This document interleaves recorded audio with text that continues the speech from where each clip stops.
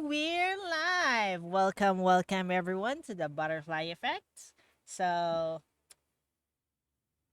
as you know, guys, I have killed this segment of my channel for a long time, but now I'm bringing it back. So, before I used to do the butterfly effect as I would interview people with different topics. I might still do that. We'll see.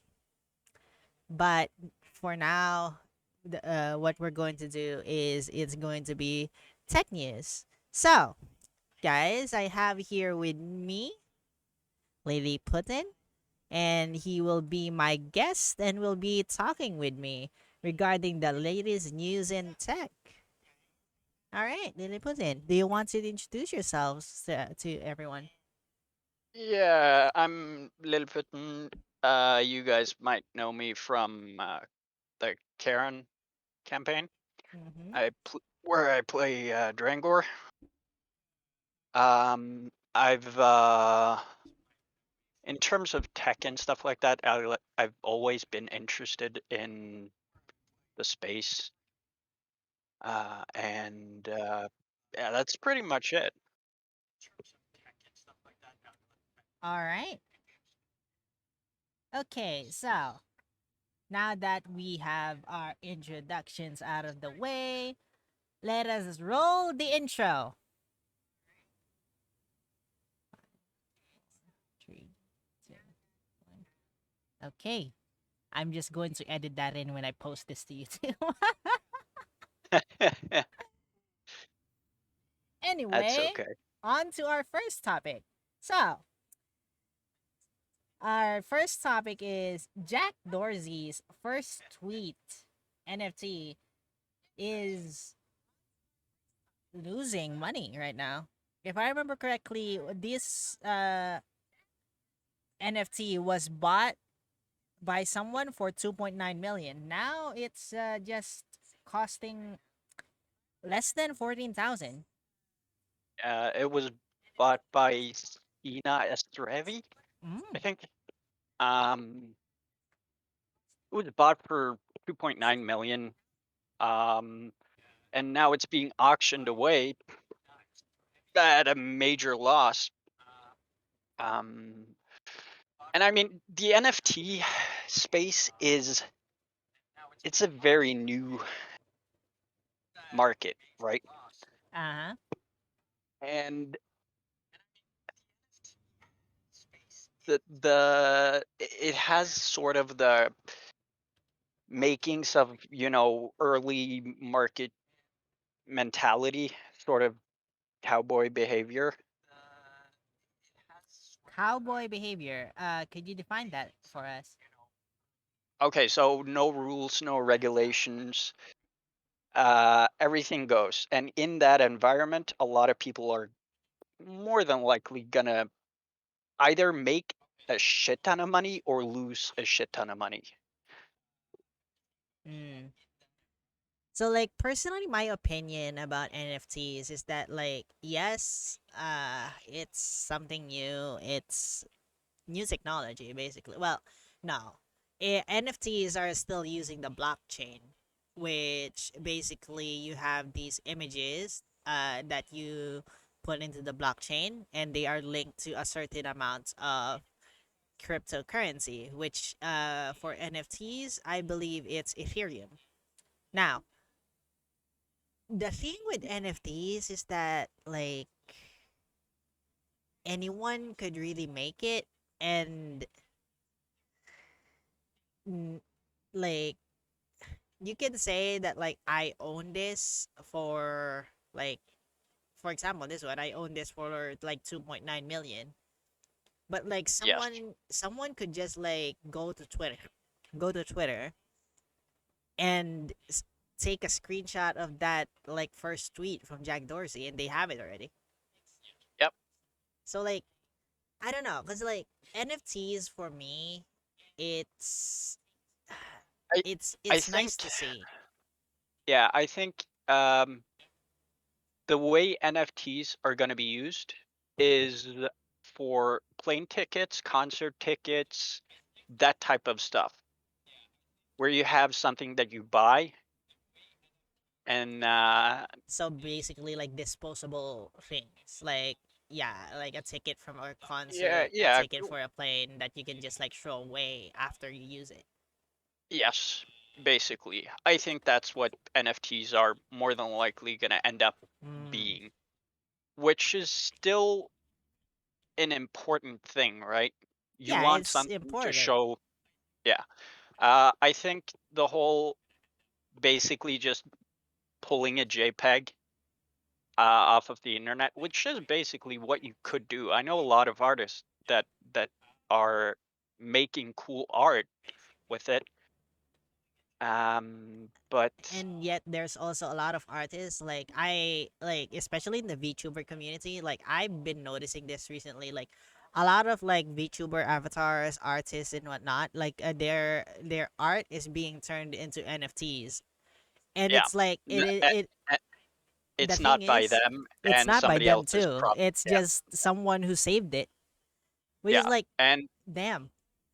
yeah, uh, that is sort of the major problem with it. And what you need to understand with like, there's a big problem with copyright issues regarding NFTs because if you own the NFT, you don't have the copyright claim to it, which is Yeah, just you just own you the own the image that NFT. was, yeah, you just own the image that was like saved from somewhere and then Yes. added to the blockchain. Yes, it has value in crypto, but the actual image doesn't. Like the actual image isn't yours. Yeah. Hmm. And the value like NFTs are sort of weird because if it has take for an instance Jack Dorsey's tweet Mm-hmm. that was valued at some point at 2.9 million, but it's not worth 2.9 million unless somebody's willing to pay it, right?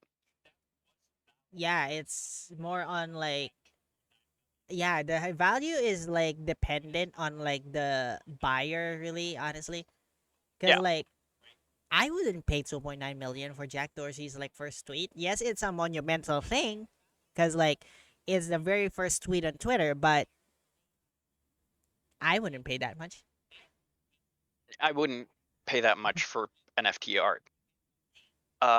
Which is why I think, um, as I stated earlier, that it's going to be uh, tickets basically, or Hmm.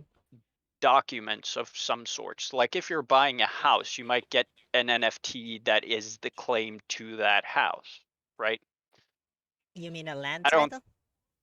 yeah, basically. I don't think it's going to be used for art. I don't see that in the future.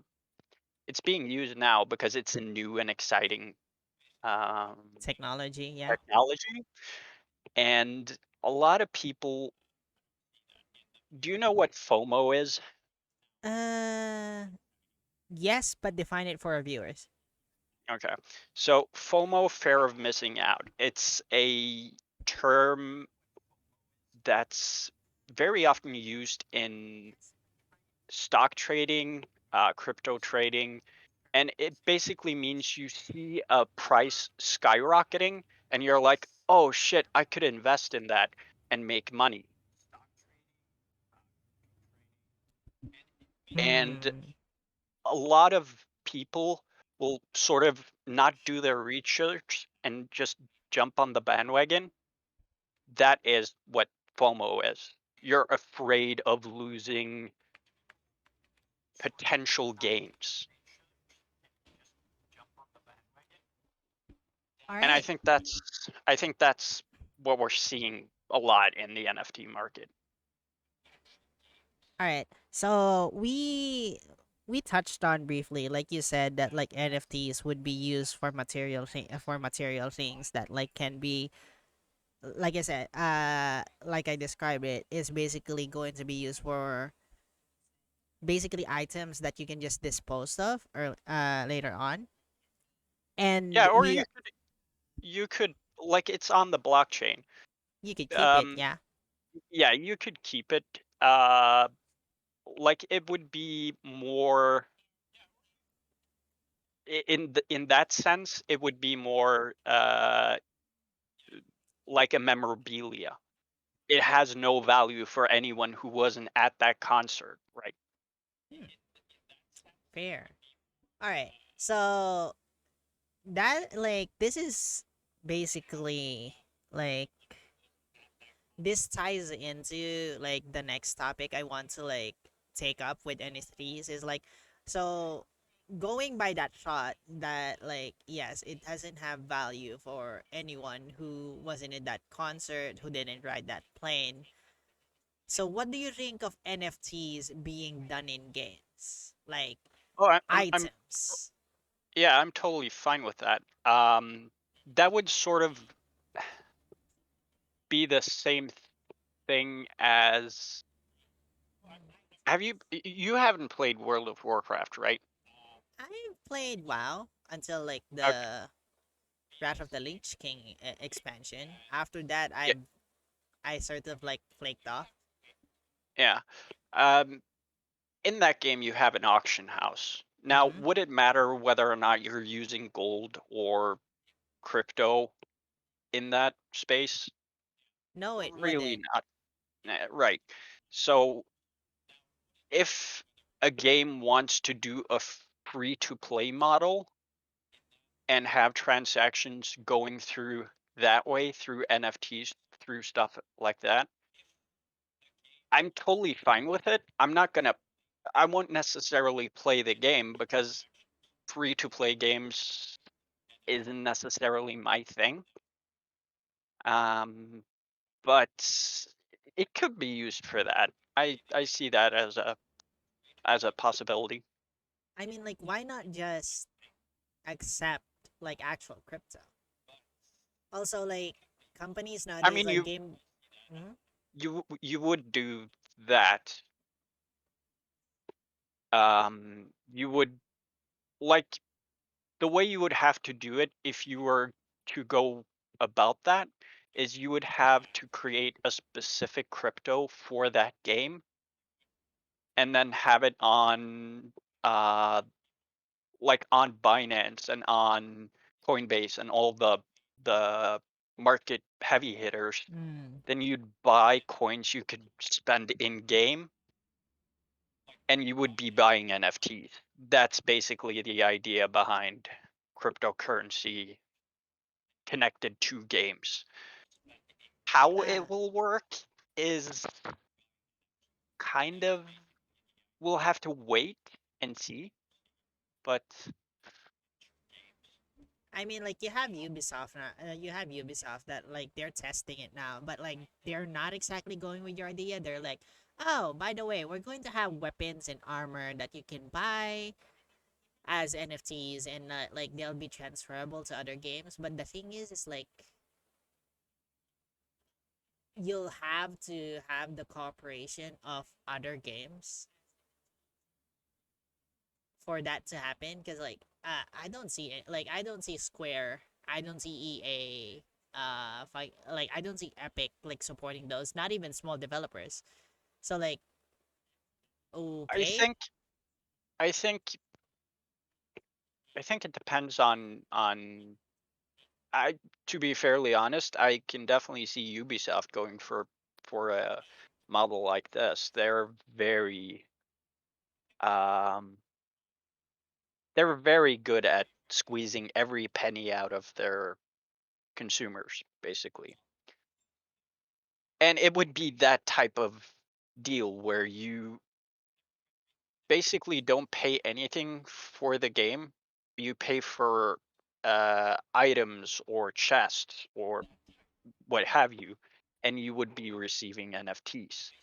So what's the difference? So what would be the difference with the with that system versus the current one, which is like gacha games we have now, where you can just like buy with It like wouldn't your be, real money, and like yeah, it for wouldn't be, example it, like League, you can just yeah, buy skins. yeah, it wouldn't be a difference. It would be the exact same thing. The only Mm. difference is you'd get a title to an NFT, which you own the NFT. You could sell the NFT, but the NFT wouldn't be unique. Like a standard sword in any game would have a very low value. I remember I think it was Counter Strike, where you had loot boxes, and there was this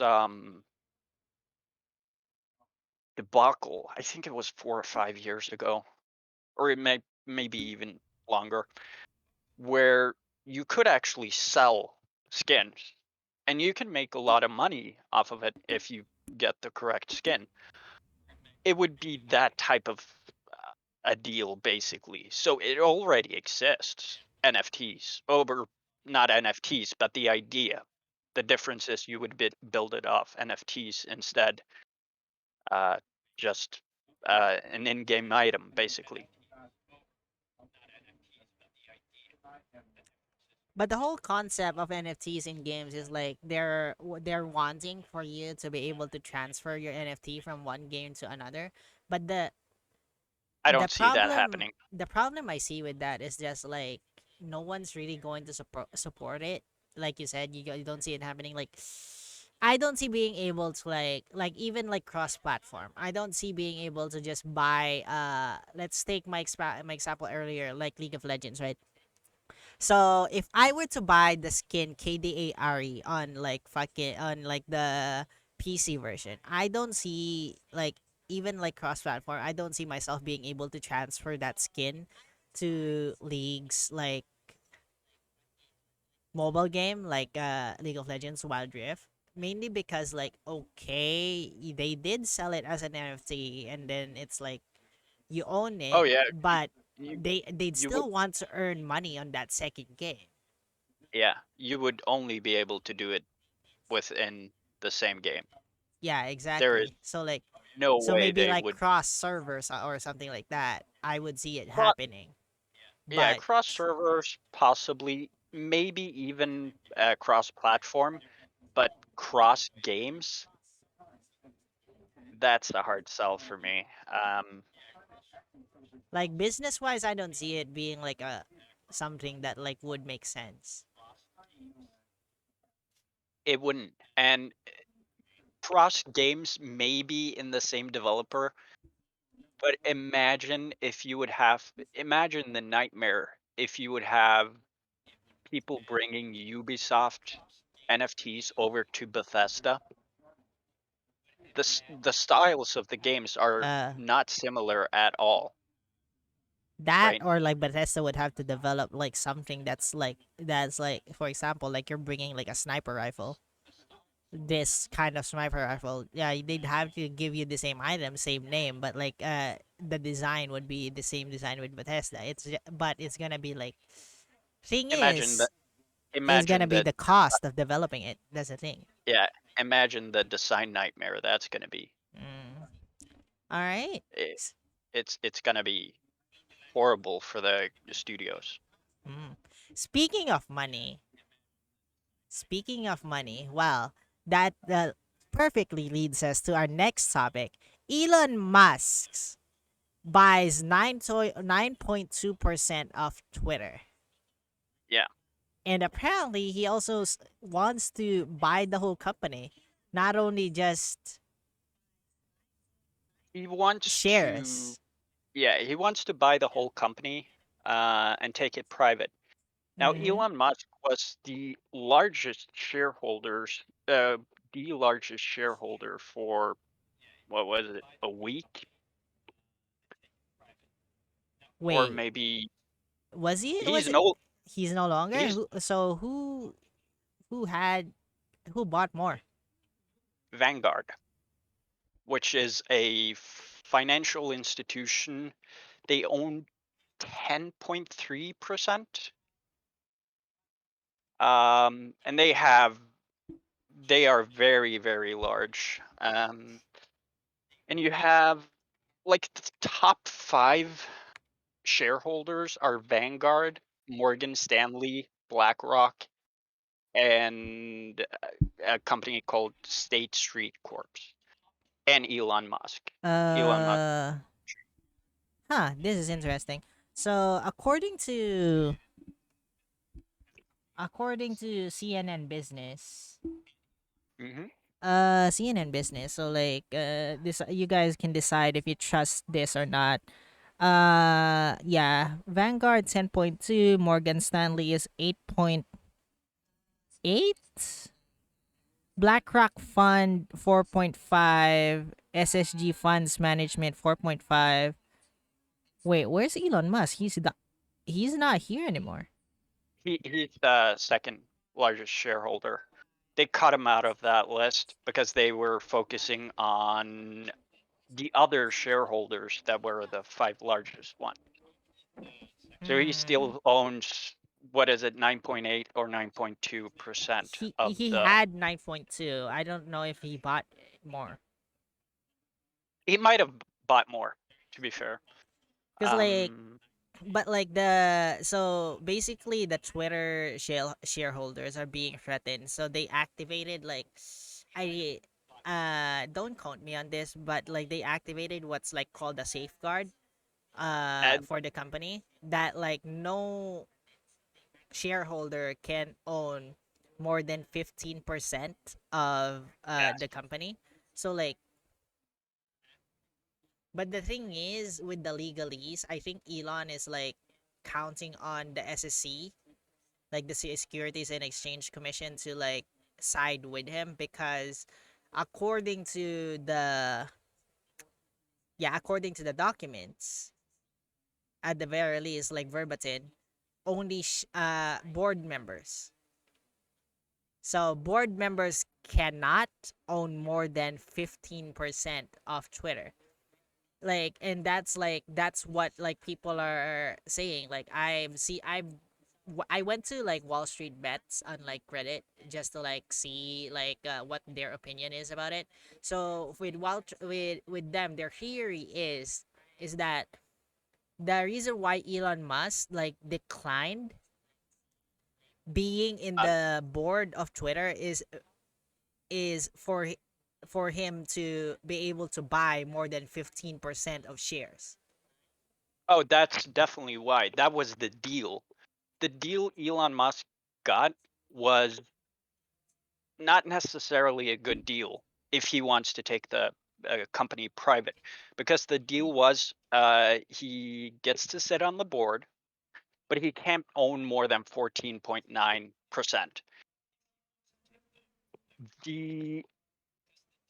The safety measure, as they call it, Mm-hmm. is a way of diluting shares. So the idea is, um, if Elon Musk um, gets more than 15% of the shares, they'll make more shares and offer them to the other shareholders at a, a, a low cost. The problem with this is it's going to dilute, first of all, it's going to dilute the um, price of the shares because you get more shares to a company, but the company isn't necessarily making any more money or has any more value. So it's the reason they call it a poison pill is because it's more to stop somebody trying to buy the company, Mm-hmm. but in the same process you have a tendency to fuck over your own company. So it's a not necessarily a common thing to do with what they call hostile takeovers, but it is a very destructive thing to do to your own company. And if we consider that like Twitter really doesn't like earn shit, like if I remember correctly, like Twitter is just barely like staying afloat. It's just like Uh, tw- basically earning enough to sustain the Twitter, company, but not yeah, earning, but it's not like turning a profit. Twitter since it went um since it went public, since anyone could buy shares in Twitter, it has had 1 year where it's made a profit. So it's not a valuable company in that regard. No, no, it's not. So I guess we'll see what Elon does. Like he might be able to buy out more shares from other companies, like from other like management like LLCs. We'll see. Or he might go to the private shareholders because like there are private shareholders for Twitter. Yes, there is. And I think his best bet is going to be the private shareholders. I am not seeing BlackRock um, and Vanguard letting go of those shares, Mm. or Morgan Stanley for that matter, unless Elon Musk wants to pay something rid- a ridiculous amount.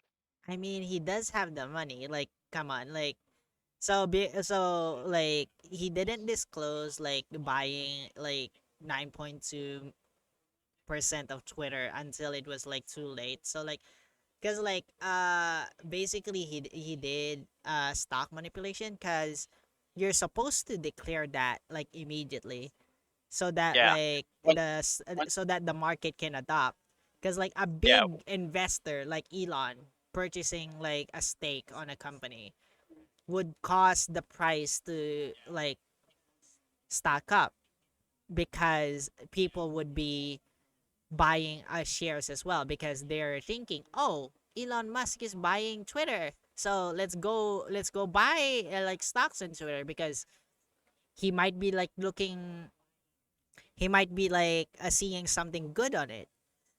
But the what with Elon, what he did was that he didn't declare it like immediately, so he was able to buy 9.2% of Twitter in the cheap. Yes. The thing is, once you reach 5%, you're supposed to disclose it. He Yeah, didn't he do was that. supposed to disclose it like immediately with the SEC, like a filing. But yeah, Yeah. he didn't do it, Um, which is, which is like supposed to be illegal, but like I'm I'm of the opinion that should uh, be automated. Really. there should just be like a safe like a system in the stock market that like, oh, this guy's buying more than 5%. We need to Yeah. like announce it to everyone Yeah. or Basically. stop them from buying more than 5% until like the announcement is made. Yeah. Uh, it's not it's not an announcement. He just has to file Mm-hmm. with the SEC. Yeah, but like if you do file to the SEC, that's announced through Wall Street. Like like it's Yes, impossible that like it's not going to be common knowledge so long as you file the report properly. that is true. But once you read about it in the Wall Street Journal or wherever, it's already too late. It's already too late once Elon um, bought 5%, in my opinion. If anyone followed Elon on Twitter, there were clear signs that he was about to do something about Twitter. So this was like, I think this was 1.5 or 1 month ago. Mm-hmm. He had a poll on Twitter, and it was about Twitter and free speech. And more specifically, he said, vote carefully, your vote will have consequences. Now, what I'm reading out of that at the point, I'm like, okay, he's going to buy Twitter or he's going to buy shares at the very least. Interesting. And yeah, so there were clear signs um, that something was happening, not necessarily that he was buying it. Um, I was like, either he's going to buy shares or he's going to create his own platform, basically.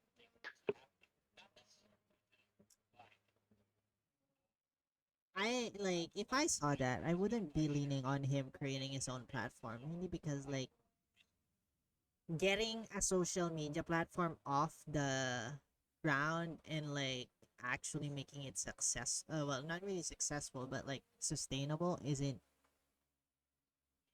nowadays. I don't think it's going to be that easy because like Twitter, Facebook, Instagram, TikTok, like the market's like really saturated nowadays. It's true. So I would have leaned more on like him buying stocks rather than like Oh yeah, I was heavily leaning on building that. But building something those off the were ground. the yeah, those were the two options if you were paying attention Mm-hmm. to what was going on. And like a lot of people, uh I talked to a friend of mine and he was like, "Oh, this came out of the blue." And I'm like, "Really? Not necessarily." He hasn't been like very pro Twitter. But he has been like abusing the platform though. Oh, he's been using the platform. Like he's been abusing the platform. Like a single tweet from Elon is basically like because like whenever he tweets, it's either like a stock price is going to go up or going to go down. Like oh god, like remember the whole like Dogecoin, Dogecoin. Dogecoin. Yep. Remember the whole He Dogecoin debacle where he was like pumping and dumping it. Yeah, and it needs to be said that he has a trial date coming up for stock manipulation in May of this year. Ah, Um, I think it was 20th of May. but It's a like the thing is like if people are trying trying Elon Musk for stock manipulation, like I hate to be the devil's advocate, but like honestly, like being in the stock market myself, like this is like okay. So I need to like do a quick disclaimer, guys. I am not a financial advisor. This is my own personal like opinion and like this is just what I noticed like buying and selling stocks, right? So when in the stock market, right? If you're following like politicians, like a congressman, mayor, governor, basically, if you follow their stock portfolio, like you'll see like sometimes like you'll see like sudden like changes. Like you'll see like this governor or this congressman will suddenly just buy stocks of this company, right? Out of the blue, like without any like prior warning or like I like there's no trend to it happening. They'll just like do it out of the blue. Like Yeah. I've like proven it. Like if I follow those sudden spikes, I would earn money. Cause Oh yeah. for some reason, these like politicians just know that something's gonna happen. It's just Y- uh, it's funny. Like like I'm like smiling and laughing, but like it's like so if we're going to like just prosecute Elon for stock manipulation, I would look into your politicians as well. Just saying.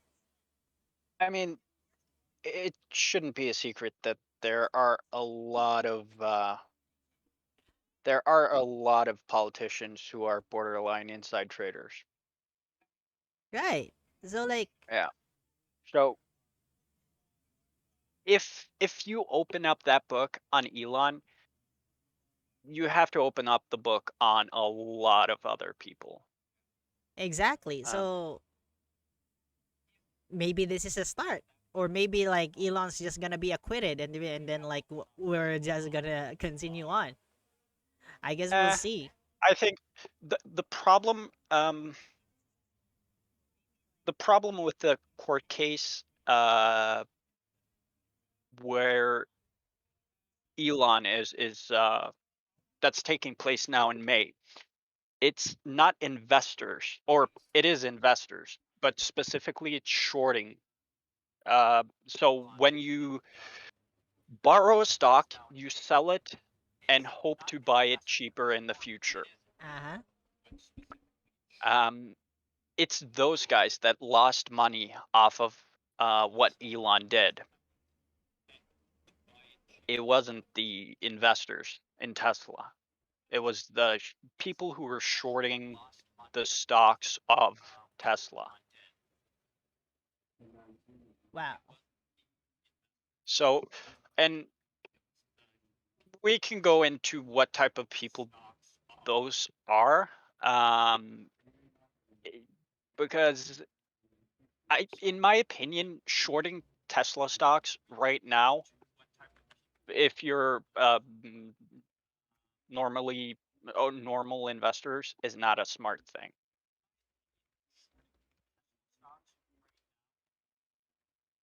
Uh-huh. And especially at that time as well, because there's like it's the biggest electric car producer. They have, well, it's not the biggest, but it is one of the more renowned. Mm-hmm. Agree. And I'll talk about Norway specifically.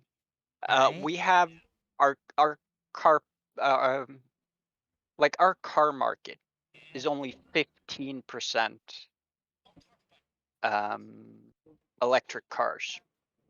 Imagine when we're in, I think we're supposed to be fully electric by 2025 or 2030. So imagine what that would do with all the electric car producers, basically. It's basically going to make them a lot of money. Yes, which will mean that stocks will be more profitable, basically, because the company is making more money. And this is not unique to Norway. There's a lot of, so the numbers for shorting that stock, unless you just want to slow down Tesla, is not a smart thing to do, basically. It's So I think the trial that's coming up is more for show than any small time investors being like, oh, I lost my money. It's probably going to be people who had investments through firms who maybe lost money, possibly. maybe lost But money. I mean, more than likely they did on the firms, cause like, come on, like Twitter was like big, big. oh no, this is Tesla stocks, Oh, not Twitter. okay.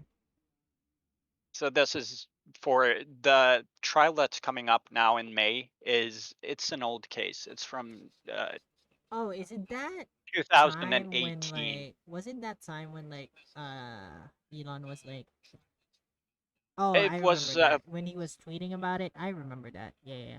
yeah, he was talking about taking Tesla off of Off of the market. Yep. yeah, off of public market and making it totally public, totally private, Mm-hmm. which made the price skyrocket. Now, no investors are going to lose money when the price is skyrocketing, unless you buy on the top and sell on the bottom, which arguably you could do, but Why would you? That's the thing.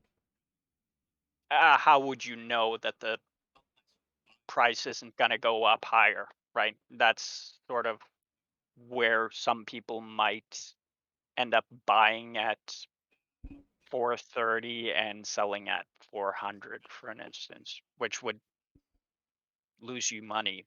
But then again, do your own research when it comes to investments. Hmm. All right.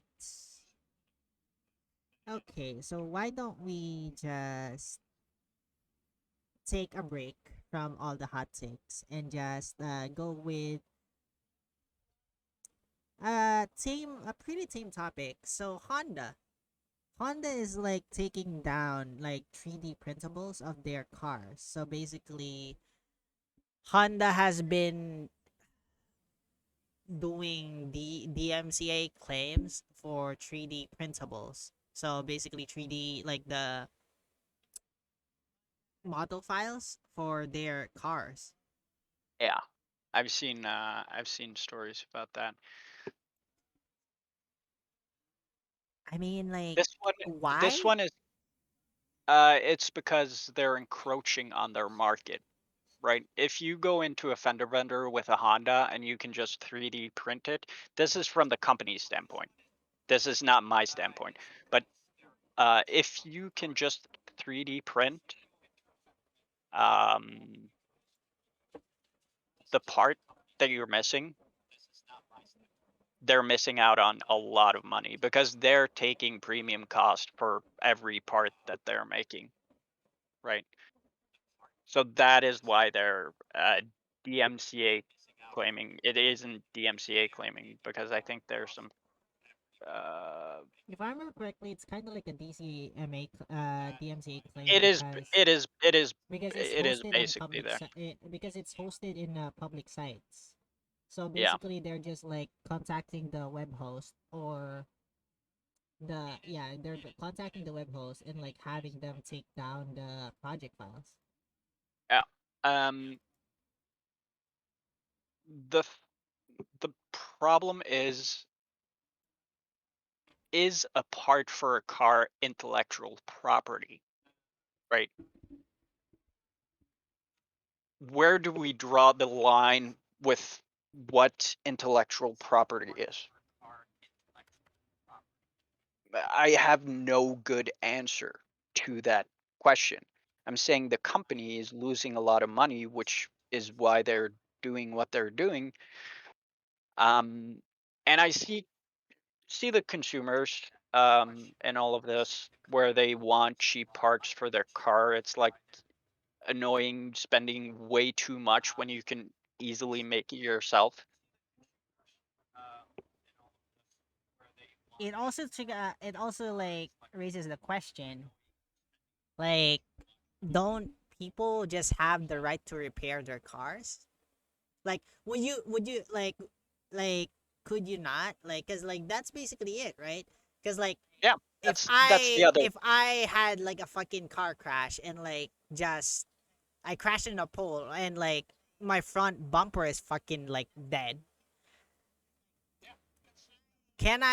like I would take that like file like the project file and just 3D print myself like my front bumper for cheaper than like I would pay the taking it to Honda or a Yeah, dealer.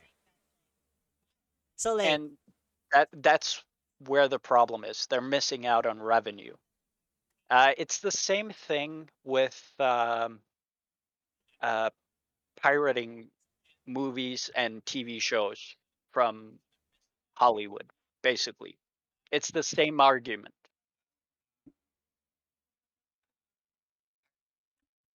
hmm So where do we draw the line? The problem here is where do we draw the line on what intellectual property actually is? Is it a front bumper? Is it a TV show? Is it somewhere in between? It's kind of hard to tell because I feel like it more than likely shouldn't be a front bumper or a rear bumper for that matter. side skirts. Like what if I just want to customize my car, I don't basically? think. Yeah, I don't think they're taking down. Oh, they actually might. They are not actually might, because like the thing is they're taking down like they're taking down everything they can see, because like the thing is like they don't want you 3D printing parts. They want you buying from them. Yes, So it's like, that is. even like custom parts are being taken down. You can't 3D print a custom like bumper or side skirts, or even like get like a custom spoiler. It has to be OEM, which is like expensive. Just wait 3 months and you can buy it from Honda after they take all the files and Uh, start 3D printing themselves. exactly, which is like, why? More than likely, that is what's gonna happen. I mean, like the I guess the pro of that is that like it's an authorized dealer and it's Honda that's like giving you the parts, but like, is it really that worth it though? And like it's kind of like the argument for right to repair, that like it's kind of like you don't have the rights to like just mod your car. Yeah, that's where they're uh that's where they're going. And like intellectual property is such a fucking mishmash of everything because that's really what this boils down to. Um for or that's at least the argument that Honda is making. It's our car, we're selling you parts. End of discussion. That's what they're saying. So wait, And so yeah. I agree, I agree with you that it shouldn't be um we shouldn't have that type of, because they're basically making a monopoly is in effect what they're doing. They're saying you can only deal with us, which is the same problem with the right to repair with Apple. Hmm. Um, Yeah, that's about it. That's all so, that's our but opinion about it, because like I guess we'll see. Like, where is it gonna end? Is it gonna end with just 3D printing like body parts, or is it gonna be? Is it gonna extend to stereos, side? no, it is already extending to that. Oh my. Like brackets for stereos. These were standard parts, though. I think. Yeah, I'm pretty Mm, sure.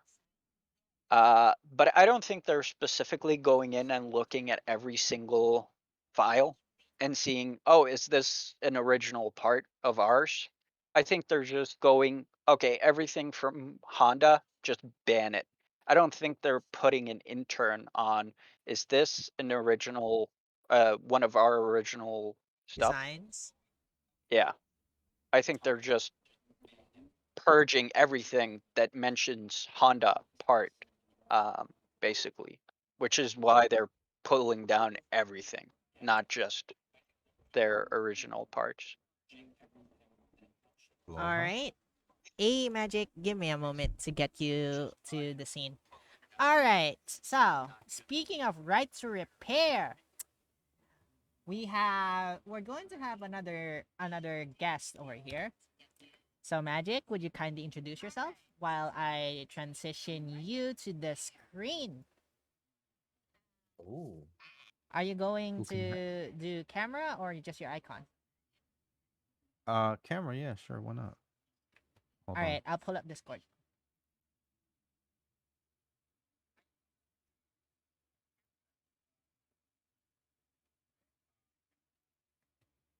All right. So, what's up, guys? This is John from Magic Tech Review.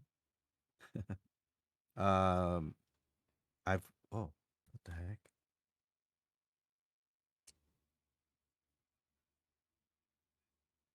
Wrong camera. Oh I my am not doing camera today. you're fine, you're fine. All So right. I've worked in the tech industry for a hot minute. Worked the Cricket Boost Metro, a lot of prepaid stores. I had my own prepaid store at one point. I got a YouTube channel with 40,000 subscribers that I do tech videos on. So, yeah, I guess I got a little bit of experience with this stuff. All right. So let me just like I was technically prepared to have you here. I just need to like really quickly, Technically, ha ha ha. really quick. Yeah, I mean, I did message you earlier. You replied a bit too late. Sorry. Oh my god. There we go. We have Discord. Let me add you to the template. Yes, this is like this is not an Aleytia stream if we don't have tech problems. Just saying. Oh, Like yesterday when we had no sound for Yes, 6 hours no sound for 6 hours in the D&D campaign. until I suddenly. Oh, you were showing me the Russian Santa stuff. Yeah, I was showing you Russian Santa Claus and like we didn't Uh, have any sound for like the fucking oh my god. All right. There we go. We have Magic Tech Review on camera with us. All right. So, let us transition to our next topic. Right? This is like perfect since Magic is already here. So, the next topic we're going to tackle is Tim Cook, right? You guys know Tim Cook. Like he's a good guy. He's a nice uh, guy. uh, okay, that's your words, not mine. Yep. That's my words. He's a good guy. He's a nice guy, but I fucking hate him. Cause like he just did an interview, right? And he's like he did an interview saying basically that side loading apps to your phone is stupid and dangerous. Like why? Yes, basically. Um, well, so Apple is weird when it comes to this shit. In my opinion, the only real reason to buy an iPhone is for their quote unquote security that only Apple will own your data. And that is the whole side loading issue that they want full control over your data. They don't want to share it with other companies. All right. But So it's a for Apple, it's a privacy issue. I have in my opinion, it's more about owning the hardware. Because if you own an Apple phone, you're not owning the hardware, right? theoretically you don't, but like you bought the phone. You bought the phone, but I mean, if they're gonna put stopgaps on stuff like side loading and stuff like that for quote unquote security reasons, that's, if nothing else, scummy behavior, in my opinion. why do I hear the thing playing? You might be hearing like you might be hearing it on Twitch. Oh, I don't have Twitch open. Are you hearing it from my end? I think Some there's an echo. There might be an echo. no, it's like it was literally playing through. Okay, no, it's gone now. All right. So, the thing is like side loading can't be bad because like I don't know, like I've been doing it for a while now because like especially like in Android, like getting games that are not on your region, like the answer is just side load it. Hmm. And like I mean, yes, Magic? uh, I mean, it's my phone. I should be able to do whatever I want with it. I Exactly. paid $1,000 for this piece of technology. That's like, dude, that's like living at home with your mommy and daddy again. Like, dude, you're gonna tell me what apps I can download, what store I can go to. Like, what if I want to go to this other store down the street? Like, why not? Mm-hmm. That's like silly. There's also And like there's also like that's the whole reason like Epic Games really just like the lawsuit against them, because Epic basically wanted to be able to install the Epic Game Store on an iPhone. That's basically like summarizing like their whole case against Apple. That was it. And the thing is like that's why like when the decision was announced on that trial, it was basically a complete loss for Epic because like okay, the judge did like allow, or should I say not exactly allow. The judge decided that you can add buttons, like you can add a button on your app leading through a third party payment site. But Apple was like, nope, we're going to appeal that. And Epic was like, yep, we're going to appeal that too. Because like the whole intention of this was not exactly the 30% cut of Apple. Although I admit it is like fucking scummy. Because like Microsoft is like what, doing 12%? Valve also lowered their cuts. Google also lowered theirs as well. It's just that the reason that like this decision was like not good for Epic was that wasn't really their whole intention with the lawsuit. They wanted to open up the iPhone. Yeah, good luck with that. I don't think like I think it's very hard for Apple to go along with allowing third parties to install IPAs on iPhones. For them, it's a security issue. And to be, in my opinion, the only reason to buy a phone, unless you're buying it for some niche reason, you're either buying it for the logo or like the brand, or you're buying it for the security reasons. But if you're buying it for the security reasons, there are way better options out there for uh cheaper, basically. I mean, if we're being honest, if you really just want security, Android is actually pretty secure too, so long as you're using the enterprise version of Android. Yes. Because like uh so people might not know this. So there's an enterprise version of Android where basically like you're locked out of like everything.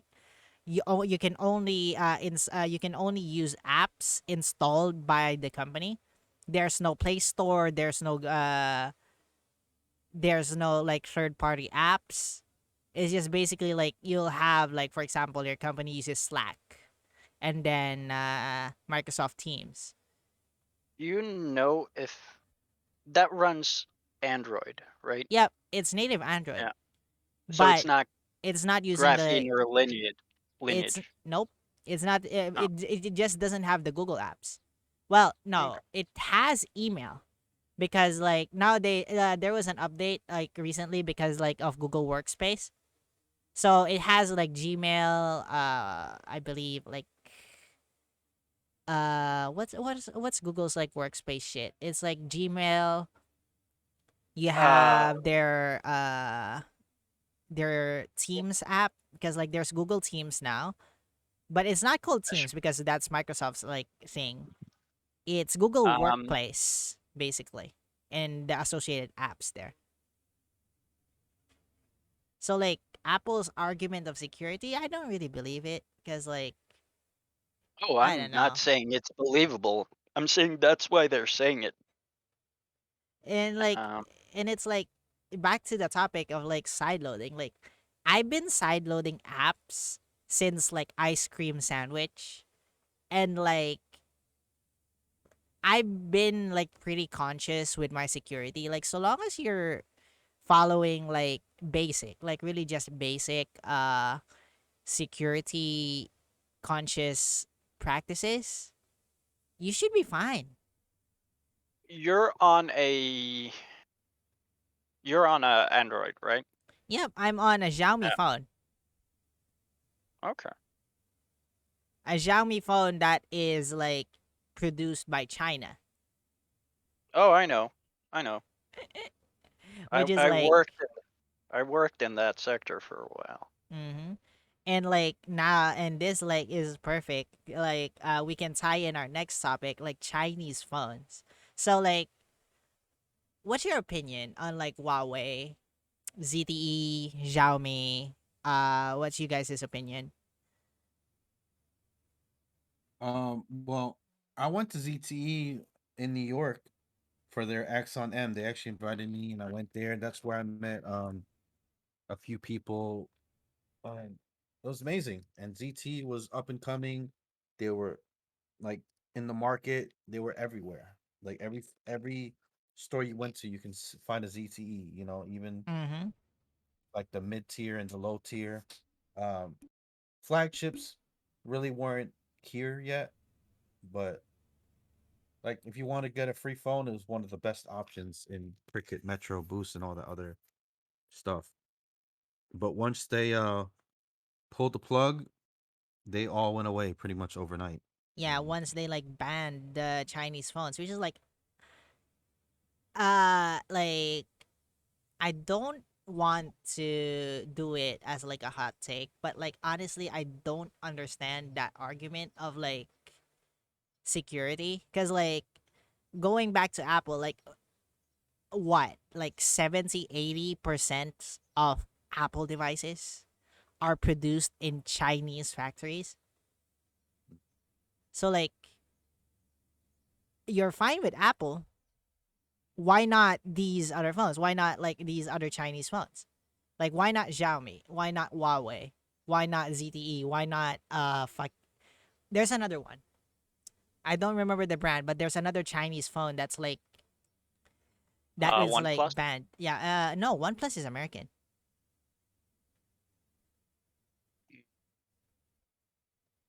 isn't it Chinese? No, I don't think. Wait, actually, now that you're mentioning it, OnePlus.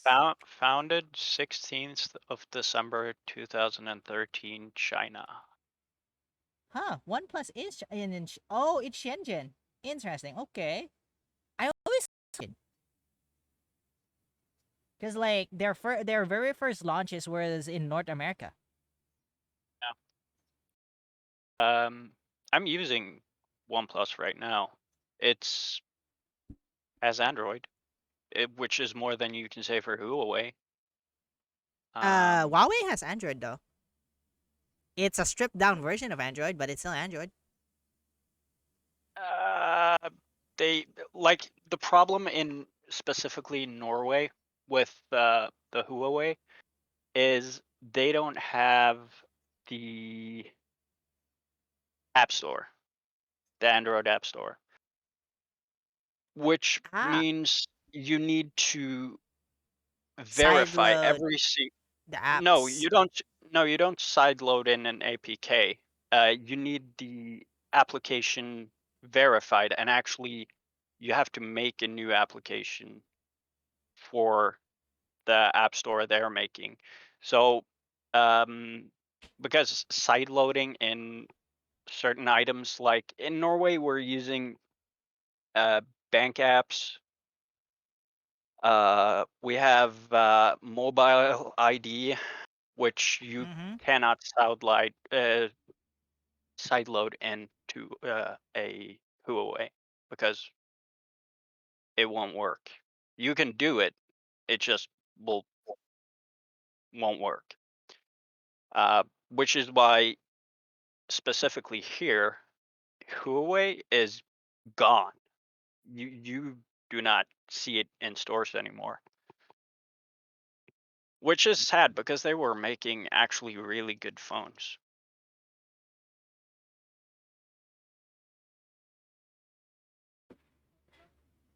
Hi, yeah. Sorry, guys. Give me a moment.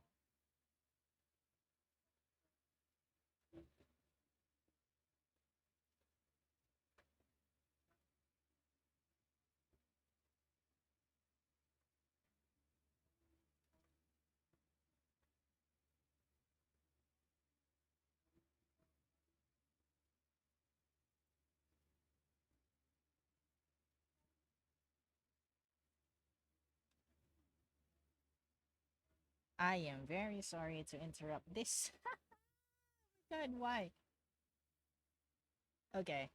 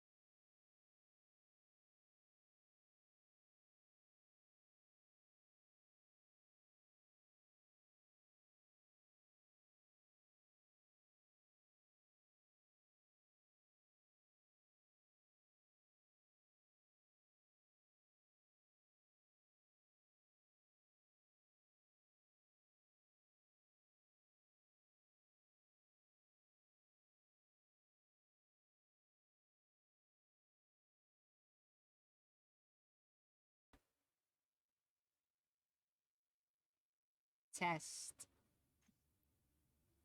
Can you both hear me? Yeah. Yes. All right. Okay, so what were you saying, Jangor? Sorry, I got cut off. OBS crashed.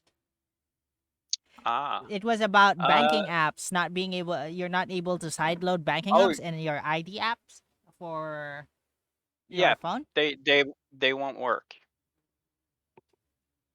No, not for my phone. With my phone, it's fine. It's with the newer Huawei models, which is why the popularity of them has decreased drastically. Huawei. It's driving me nuts how you're saying. You're saying Huawei. It's Huawei. uh, I'm not American.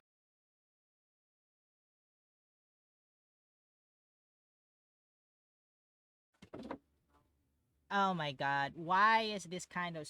Why is this happening to me?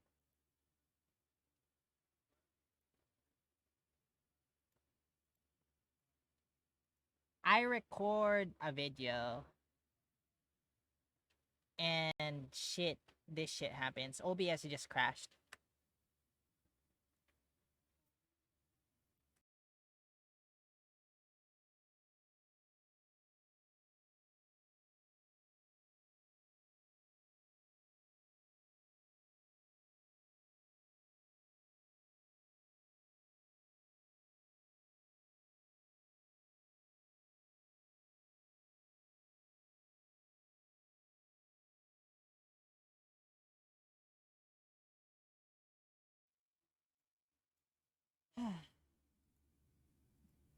Are you cooperating now, OBS?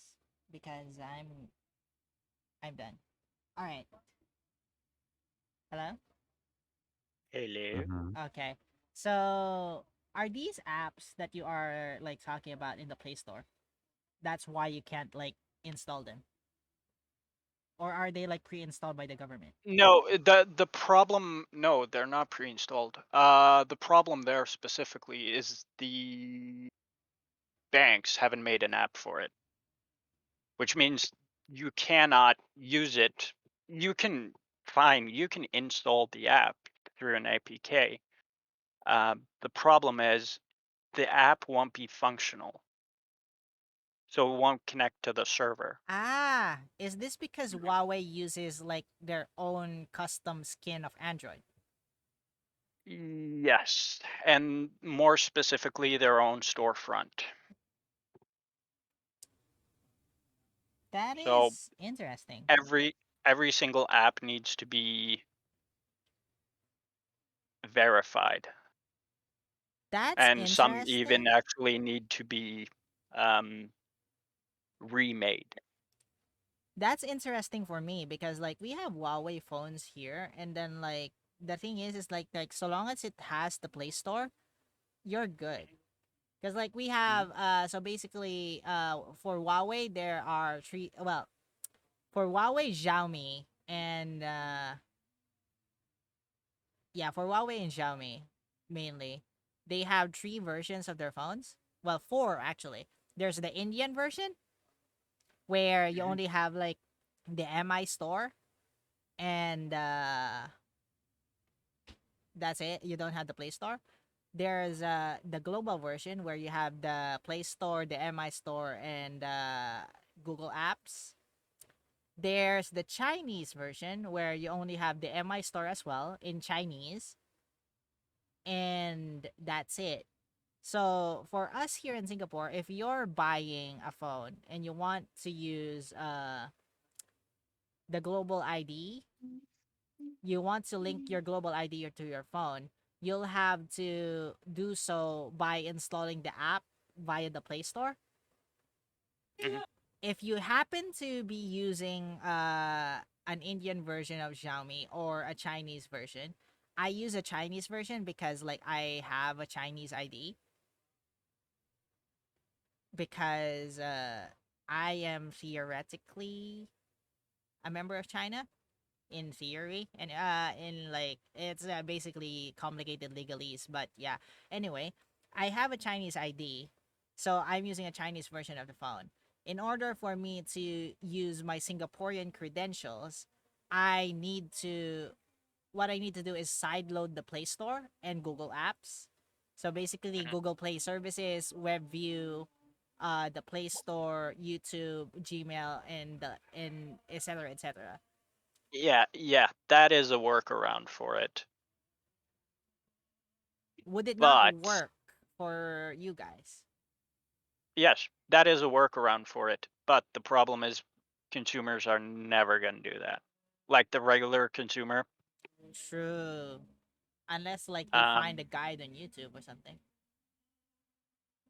uh, true. They could, but I mean, going through all that work compared to having it ready made, if you buy a OnePlus or a Xiaomi or Samsung. All right, I see. All right, so So, Magic, give us the perspective on Huawei, like on like yeah, on these Chinese phones. Like, what's the stance here? Uh, well, I mean, they're mostly just like the cheap phones. They don't have any of the flagships, or they never had any of the flagships here. So Huawei, I didn't like their image as much as I did ZTE because like they left a bad taste in your mouth because of just how cheap they were. Uh huh. It's like I don't know. It just the way they represented the company was just meh.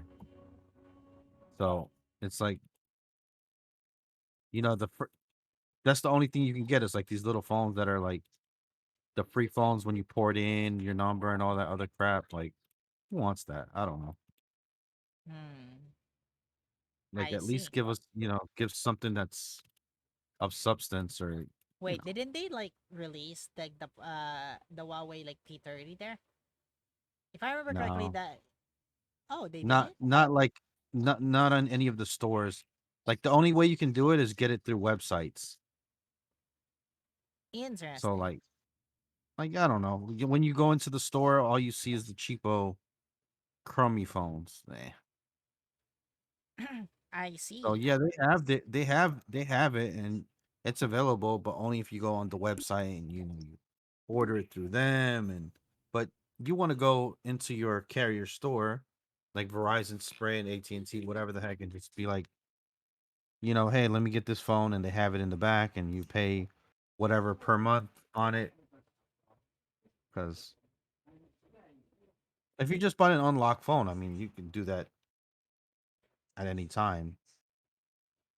Interesting. So Okay. So yeah, that's but yeah, I got to get ready and see what I'm gonna do with my mm, stream though. So I'm gonna have yep, to leave here. yep. Thank you for coming, Magic. All right. Yep. See ya. All right. So let's go to our next topic, don't we, Jangor? Yeah. Well, Can Lilleputten. we take God. five Sure. minutes first? All right. Let's take a 5 minute break, and we'll be back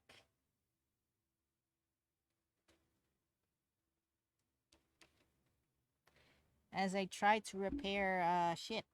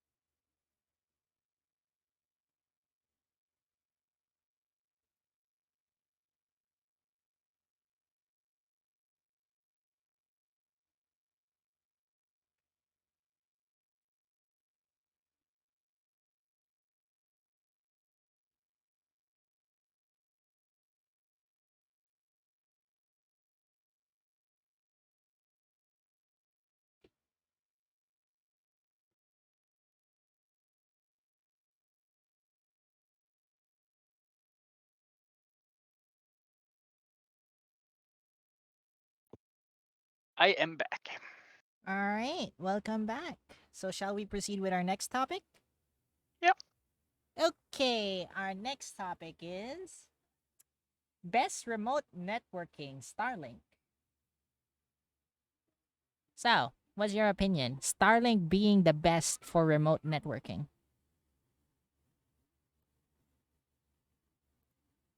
Um, I'm undecided whether it's the best or not. Have you tried Starlink? Like, have you seen it? No, You've I only have seen not like tried it. videos. Yeah. Okay, I so have tried the 4Gs and 5Gs, and they work very well. So for mobile or for mobility, I don't really see the value in Starlink. I mean, I see like Starlink as like for example, like if you are in like a van, like a mobile van, so long as you are able to power the dish. Hmm. Cause like looking at the if I looking at like videos and like articles and the like Starlink's like bandwidth the amount of bandwidth you get is like 200, 300 down and up. It's like it's symmetrical also, which is like you don't even get with other wireless technologies. So like Yeah, for like streaming in 4K, it would be a valuable thing. I mean, not only streaming in 4K, if you are able to, if you're just basically, if you're able to just like, I don't know, this might be an edge case. Like, if like for example, for me, right, if I were to go to the Philippines and bring my laptop, right, if I had like a Starlink dish, I'd be able to like capture footage, right?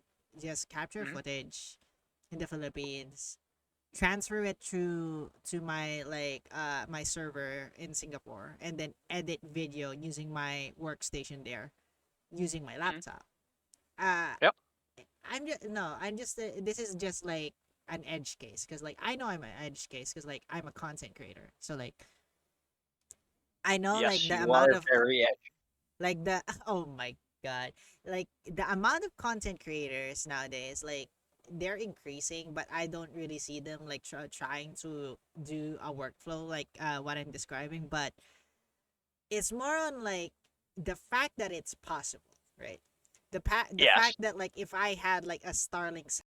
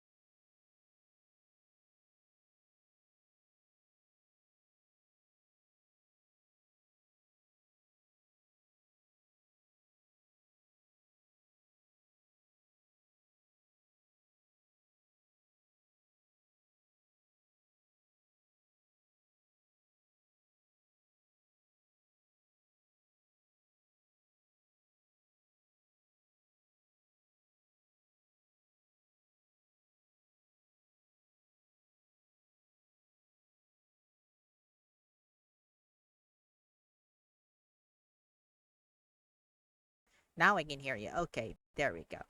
Okay, so OBS crashed again. I don't know where that left me in my rant, so I might just like fucking Oh, edit it out. yeah, I heard everything you said. Yeah, you heard Um. everything I said. What I don't know if like the stream did or Okay. like the Yeah. recording did. But yeah, Yeah. so like basically my rant boils down to, you know what? I'll upload this uncut. I'll upload this video uncut, unedited. Let's just like do that. Just like fuck it. Just like damn it, bitch. Like that's what's gonna happen here.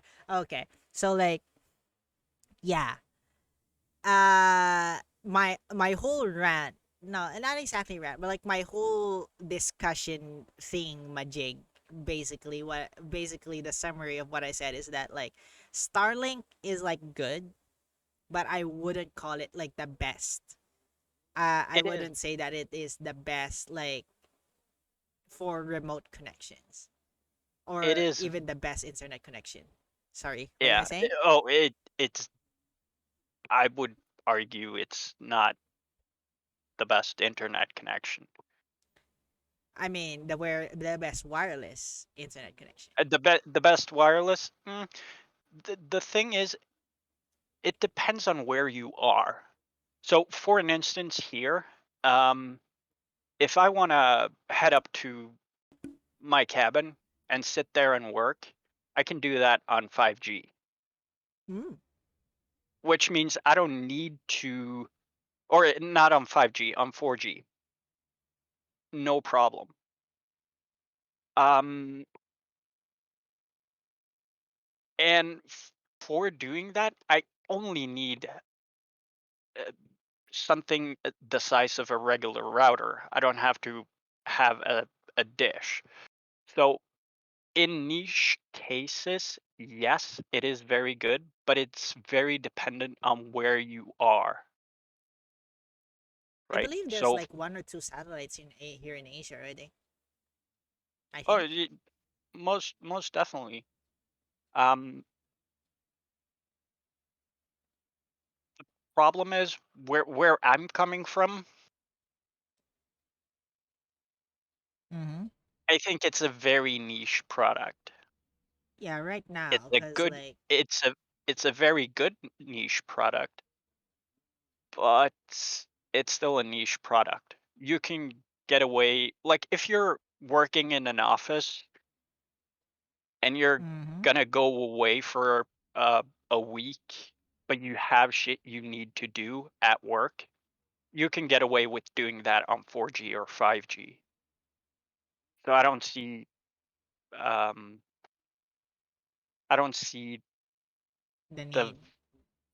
necessarily the value in it where I'm from. Um, Fair. but But you're if from where you're you're from is a rather I like yeah, I but you where you're from, like from how you describe it, you have 4 or 5G, then like your oh, you can infrastructure say, there is pretty good. yeah, you can say it. I'm privileged as fuck No. when it comes to when it comes Oh to yo. connection.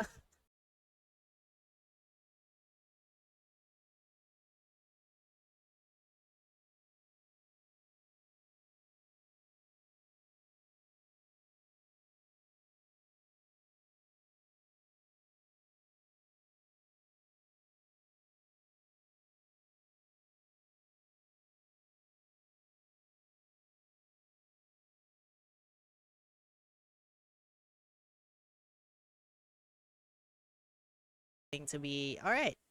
OBS is back up again. All right. So yeah, as I was saying, I wasn't going to go there. You're like I wasn't going to like say you're privileged AF, but like oh my god. I mean, in terms of internet connection, we are. Oh my god. We can basically travel most of the country in. We have 4G connection, Uh huh. and I mean, even here in Singapore, I can travel most of like I can travel like the entire country with 4G. They're actually going to migrate to 5G soon. Like basically, they're going to like if I remember correctly, they're disabling 2G. So we still yeah, have 2G. Like we still have GSM and 2G. So GSM, 2G, and Edge. So I think they're basically going to be removing Edge, GSM, and 2G soon. So you'll only have like 3G, 4G, and 5G when they deploy 5G. That's what's gonna happen. So like yeah, like we're That privileged is, here as well, but yeah, that's the same thing they did here, or are doing here when 5G rolls out. like I'm more, I guess, not exactly arguing, but like I'm basically touting Starlink as like when I go overseas, because like I, oh my god, I have had to go to places where I had zero.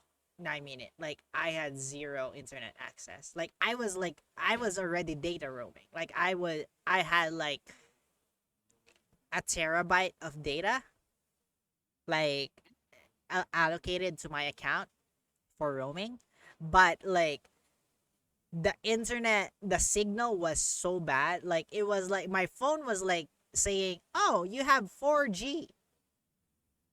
Like you have 4G plus.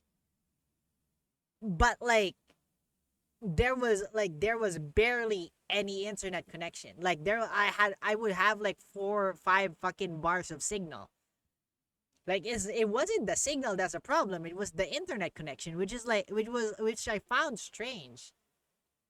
Because like Some, I always associated like having like good like signal to good internet. yeah, some carriers will throttle your bandwidth when you reach a certain mark. But like And I if just you got to exceed that them, or country though. Like seriously, I well, just got to that then country.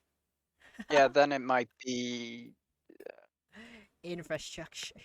yeah, more than likely. Like I okay, I'll name it On now. Like I went to Malaysia for a convention, ah and I was like, I kind of wanted to like do a gaming live stream while at that convention. That's why I was like, yeah, like I don't know if my hotel room will have enough bandwidth. So like I know they have 4G there. So I was like, let me contact my service provider. Like my service provider is like M1. So I called M1. I was like, hey, could you give me like a terabyte of data for roaming, data roaming, a terabyte? And they're like, sure. So I paid like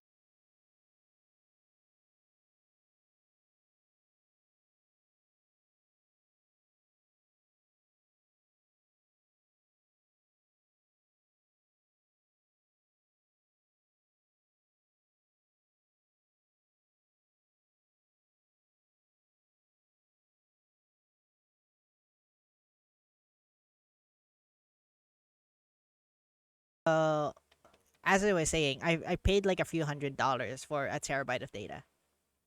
And then when I got to Malaysia, it was like, fuck you. You don't have internet. Like you have yeah, like your phone is displaying this. You have like 4G plus, but you don't have internet. I was like mm. why? You were using your phone, I right? wa- I was using my phone and I was using my phone. It was displaying 4G plus. Mm. I like, and this is it. And like I carry. It's not normal. I know.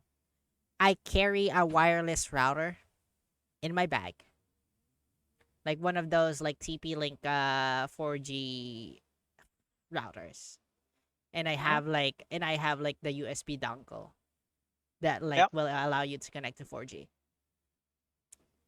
So I took my SIM out of my phone, plugged it into the USB, plugged the router to the wall. Like keep in mind, I'm already at my hotel room at this point. So plugged into the wall, and the router was saying I had 4G, Hmm. but it could barely load fucking Google. And keep in mind, Google's like optimized. Like it loads like quick, even with slow internet. Yeah, I know. And the Uh, fact that like I couldn't load Google's like homepage astounded me. I was like, yo, what the fuck is this like internet? So yeah, enough story time. y- yeah, the That's like is like if I like if Starlink existed back then, mhm. like I would like bought the dish if only for when I go abroad. Like to just have guaranteed at the very least 100 megabit up and down, I would buy that dish. Mhm. I can see that. I can see that. Cause like in Singapore and like yeah, from where you are, like I like for me, if I wasn't like going abroad, like I wouldn't see the need for it. I have fiber. We have I do fiber. too. Yeah, Like we have I'm fiber. privileged. I'm privileged as fuck. Exactly. Like we are privileged like to have good internet connection. Like Not just I think the most important thing when it comes to the internet connection is not the bandwidth. You can have um the like the highest tier, but if it's not stable, it's not going to matter, mhm. right? So stability over um over bandwidth. And like the problem I have with Starlink is I don't necessarily know if the stability is there. I I would have to mean, according to I would have to check. articles from so these are the latest. According to articles like on Ukraine, because Ukraine is like using Starlink nowadays, because like you Mhm. know, they got blocked away, but they got basically their like communications have been like taken down by Russia, but like according to them, like it's stable. Like you have like I don't want to name names, but like I'm seeing like Ukrainian streamers being able to like live stream using Starlink. Yes. So like I would assume it's stable.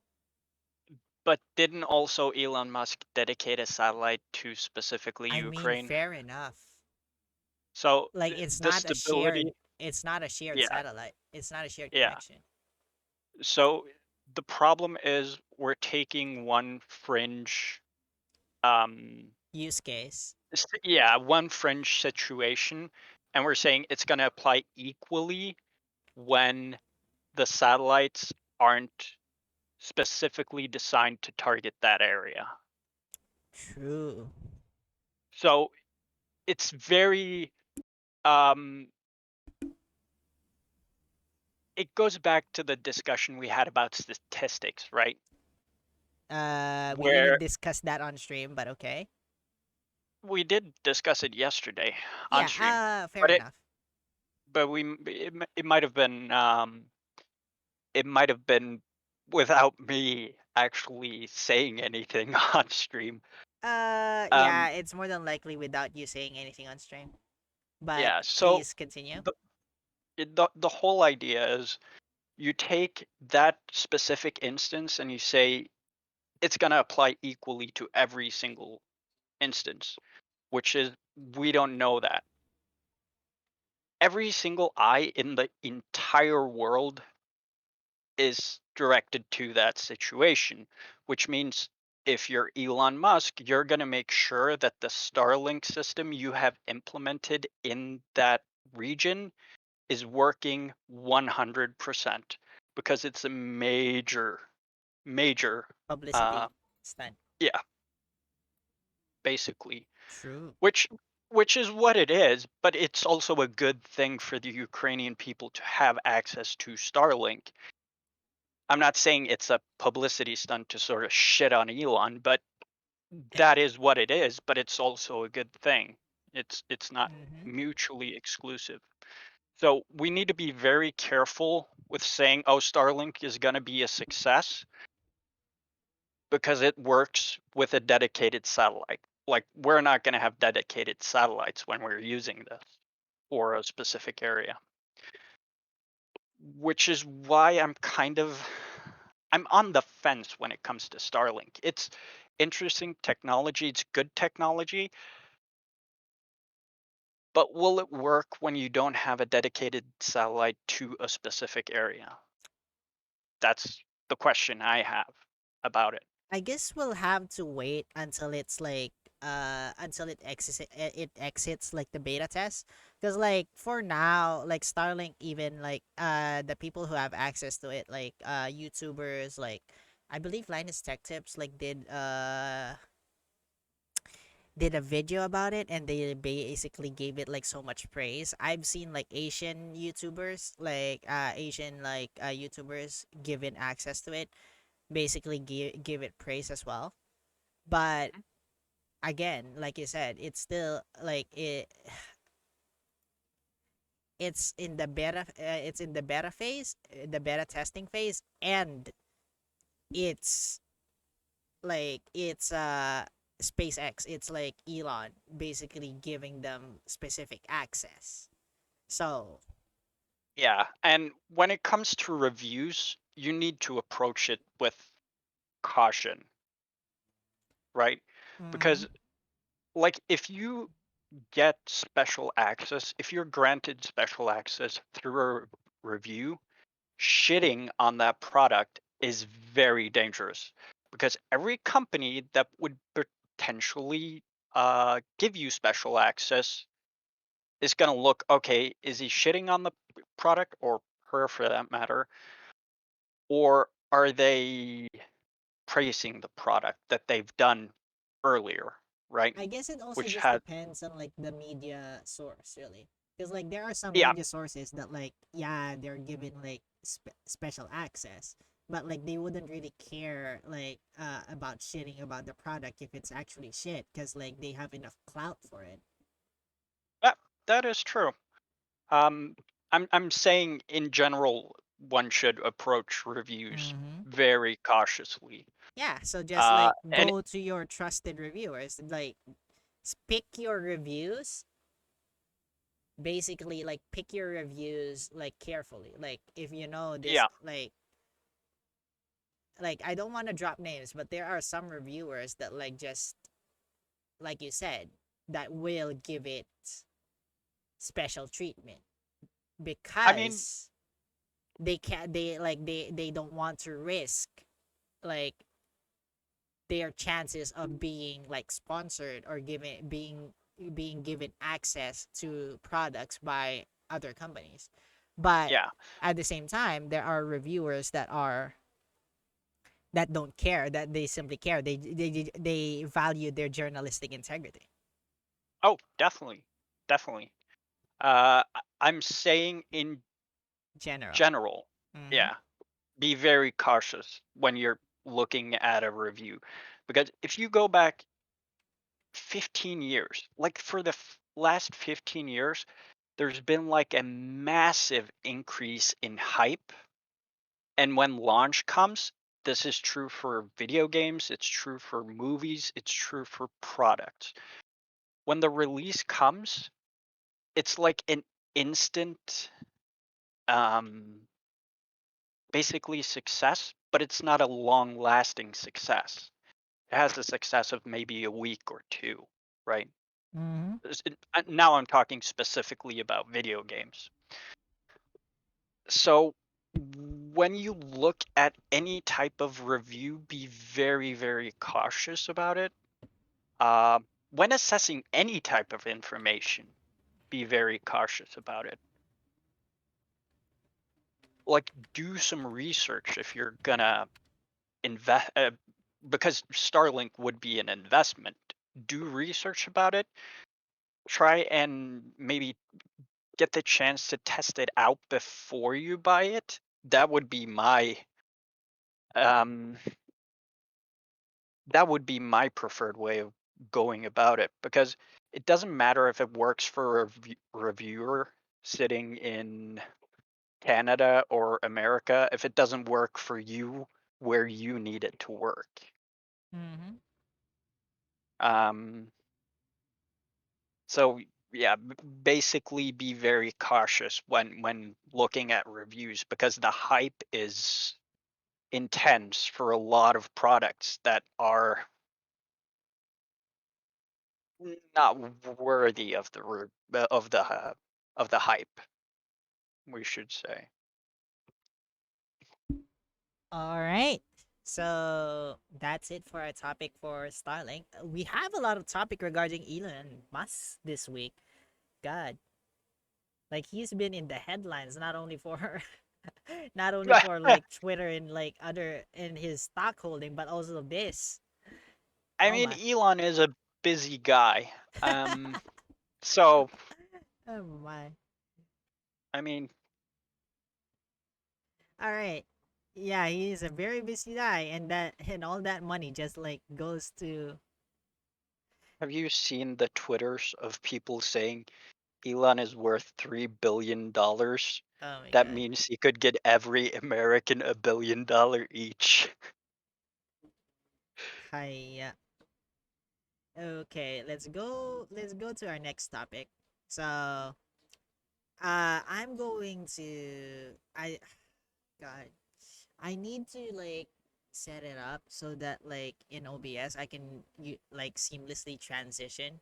Just basically, if I add it, basically like when we have guests, I can like automatically just add them to the scene.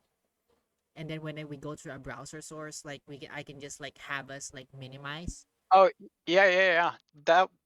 That would be pretty right? good. I can just have us minimize and like the browser just suddenly pop up. But all right, I'm just going to link this article to the description of the video when I upload it to YouTube, guys.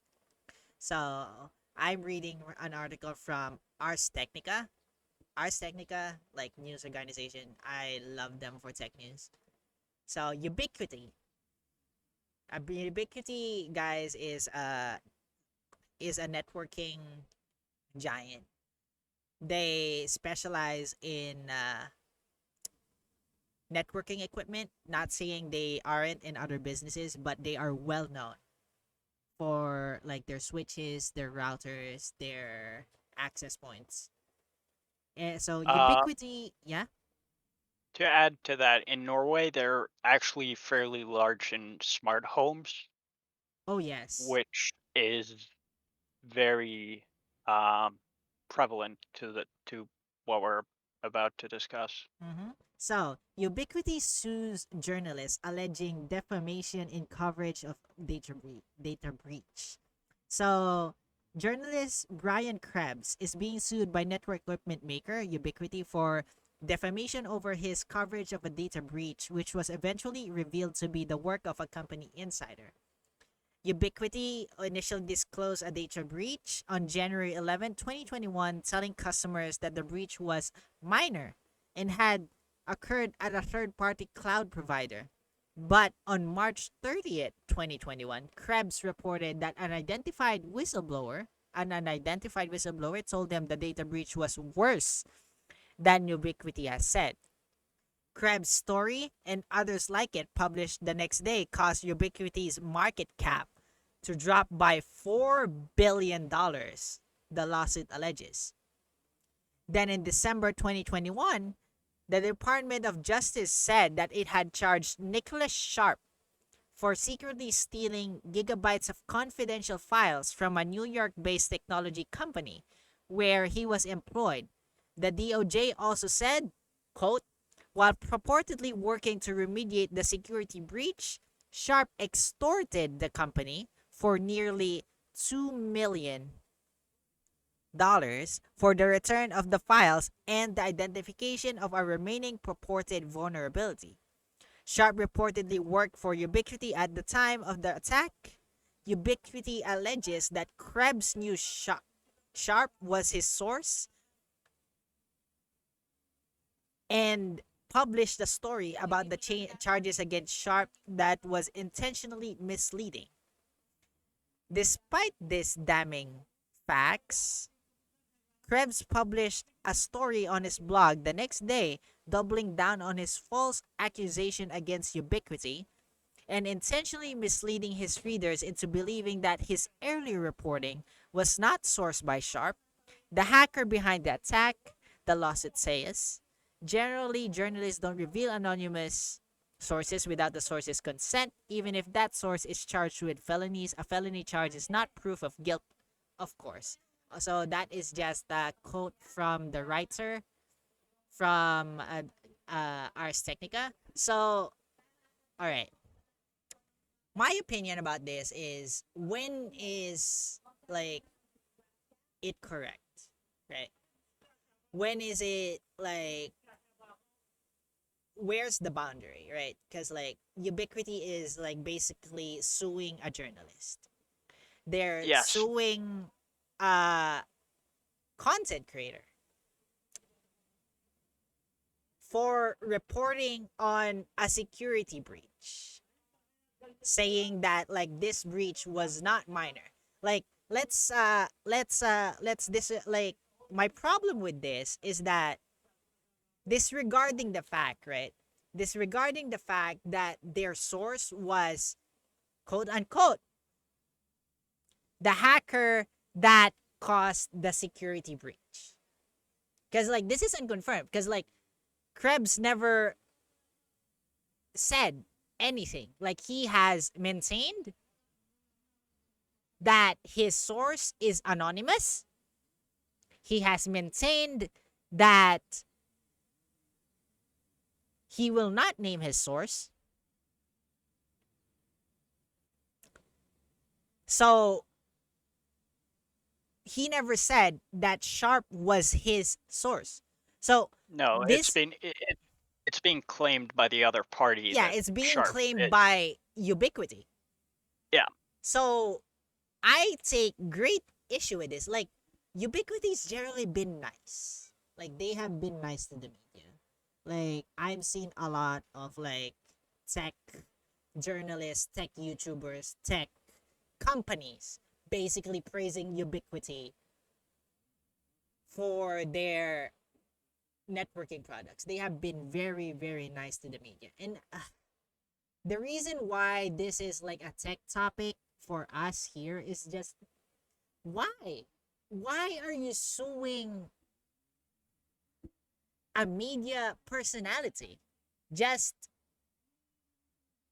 okay, he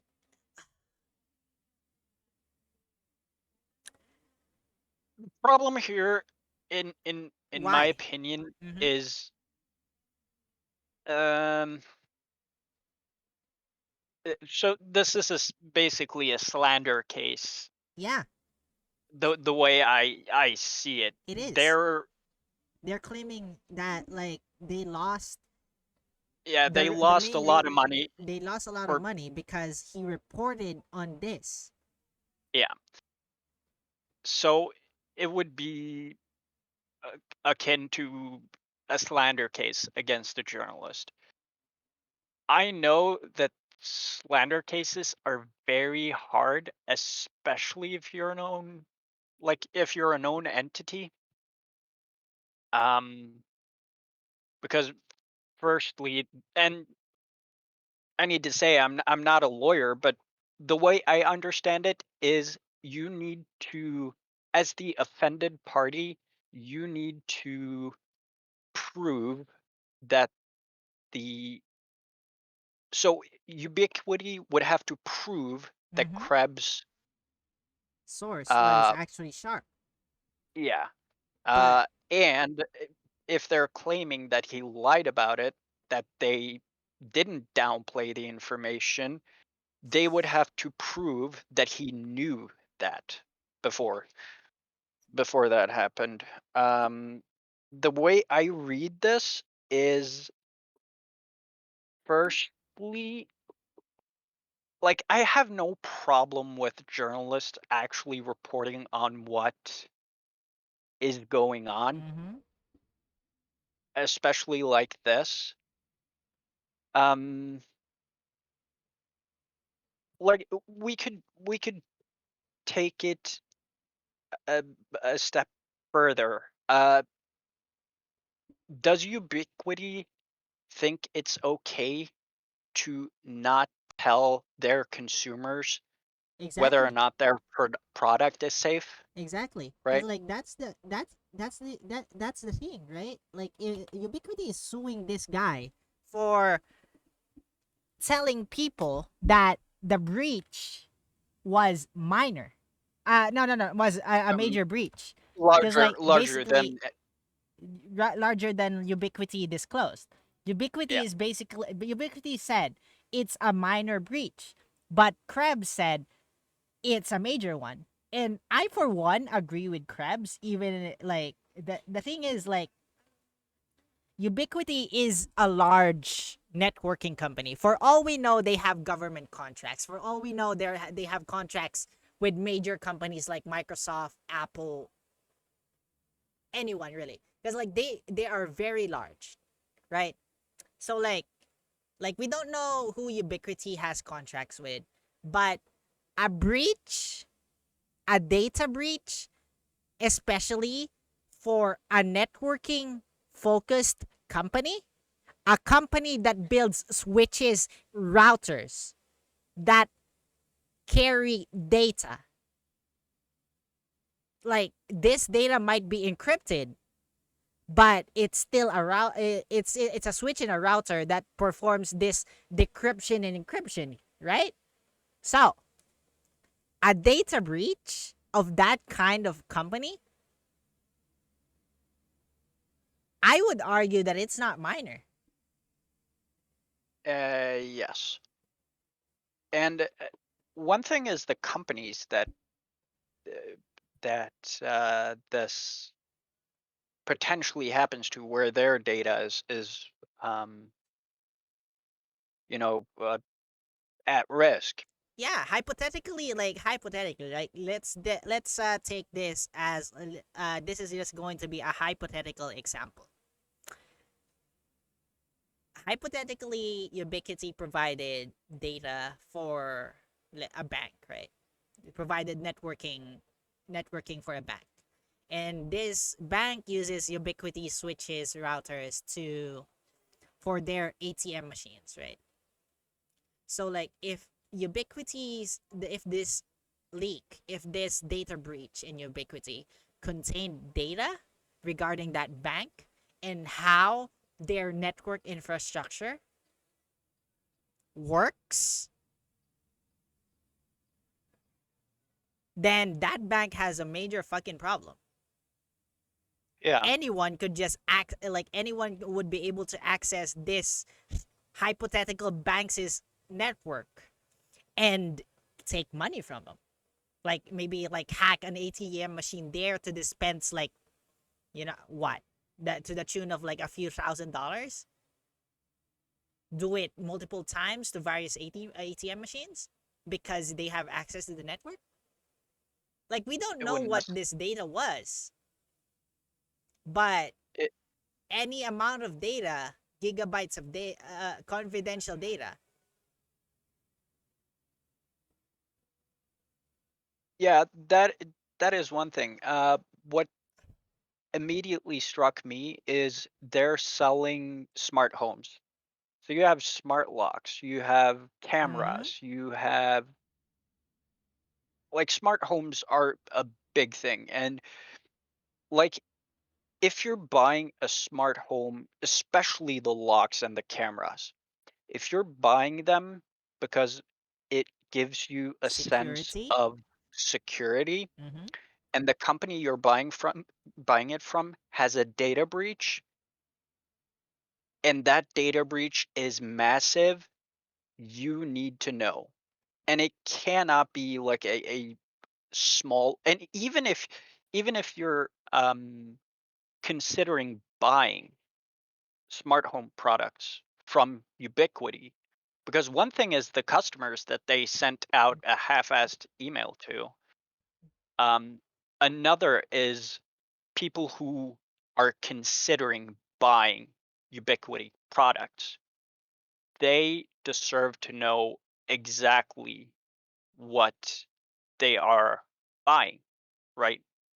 They deserve to know, like no, not they deserve to know what exactly they're buying, and like if there's like a security breach like this, like it needs to, like the severity needs to be like actually fully disclosed. Like I know, Yeah. like I know the public is like prone to panic and like things like, but still, I according to mean, the it's when it, it came from the DOJ. It was gigabytes of confidential files. It could be yeah, like, but the thing is, the thing with terminology from like departments of justice, like gigabytes, like, okay, how many how gigs how was it? many gigs What are was it? gigabytes? Was it 10, was it what was it like 1024 gigabytes, a terabyte of data? Was it more than, was it like less than a terabyte, basically like thousands of gigabytes, half a terabyte, half a petabyte? Like Yeah, how? Because like you don't know, it's just terminology. So yeah. It's basically, like the summary of this, Ubiquity is being shitty, suing a journalist for disclosing that, for saying that like they had a major breach, which they claimed is minor, and this journalist never disclosed their source, but Ubiquity is saying that like, oh, by the way, their source was a felon. It's just all it's accusations. Basically, they're accusing this journalist of basically slandering them. This I is a mean, slander suit. Yeah, basically that's yeah, it. I I mean, I think it's funny that any government entity would say, "Oh, this is not a credible source because it's a felon," because most FBI informants, they're criminals. So, Okay. which is it, right? Or they're very It's picky not and choosy. exactly, it's not exactly the government that's like saying that it's not a trusted source. It's Ubiquity. They're I know, saying, I know it's ubiquity, but like we need to be very I careful. not careful. I think we need to vet information very carefully,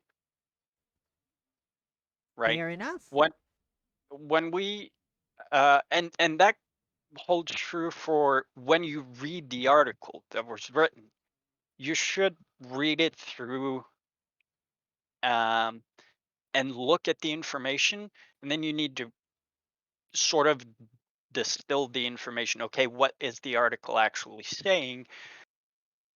And then you need to challenge that position, right? Mm-hmm.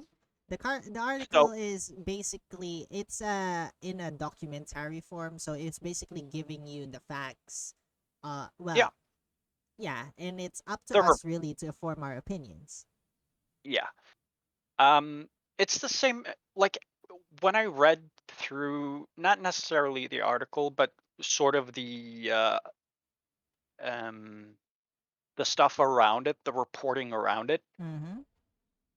I was getting major WikiLeaks vibes because it's the same thing, basically.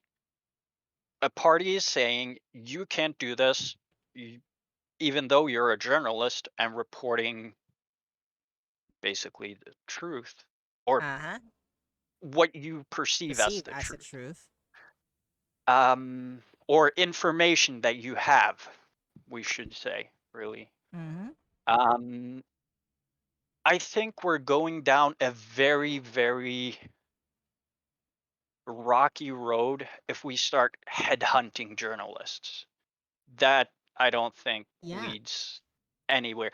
And it doesn't matter if it's a private company or or a it's public government one. or a public. It's like journalists, we need to be very, very careful with when they purvey information that we don't like, whether it's private person, company, um, or government, we need to be very careful with how we handle it.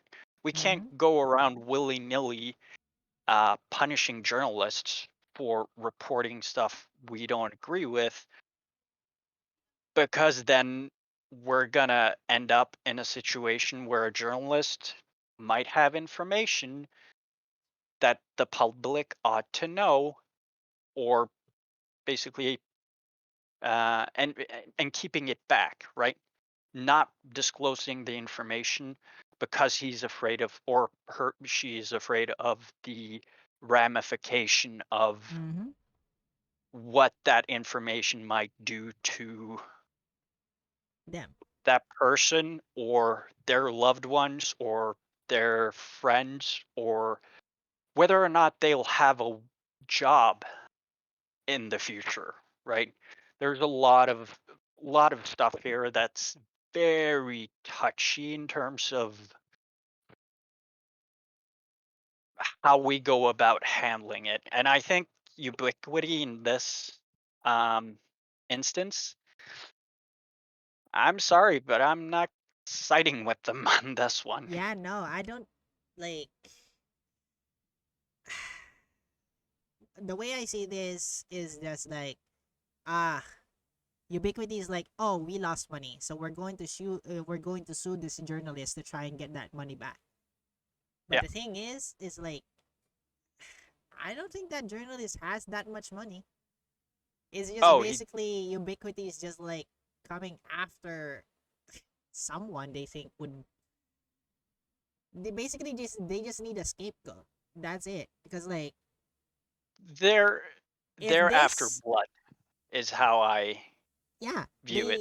they just need a scapegoat because like if they, I guess the overarching goal, right? This is just my speculation, is that like, oh hey, we're suing this journalist, and if this suit like basically passes and this guy is convicted, oh we get more our stock price goes back up.